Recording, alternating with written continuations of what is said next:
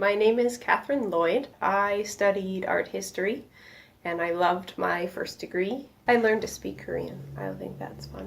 I am a student in the Occupational Therapy program at UBC. I can do a handstand.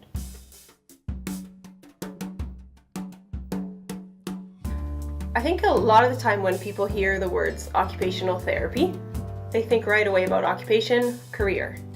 Occupation, job. Occupation for an occupational therapist is all the things that occupy your time, which is really the things that you do to take care of yourself, and it's the things that you do to have fun, and it's the things that you do when you are looking to work or be a part of your community. Occupational therapy part comes in if you have a hard time doing something that you need to do in order to live your life. OTs work in so many places. If you're thinking healthcare, you think hospitals, you think home and communities, the medical, legal field, schools, private businesses. I know an OT who works in an airplane factory. There's lots of reasons why OT needs to be rural, and I'll tell you.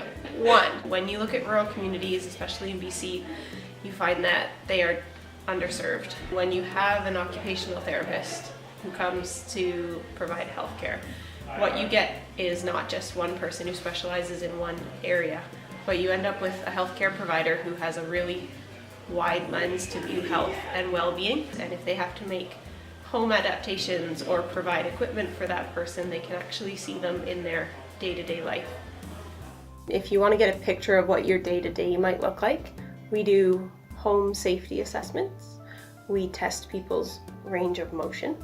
Then we set goals and we do interventions. We might be finding equipment for someone, depression intervention, falls prevention.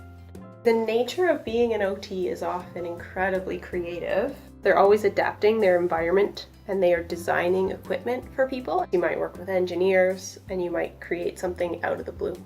This is for hand exercises. OTs make splints.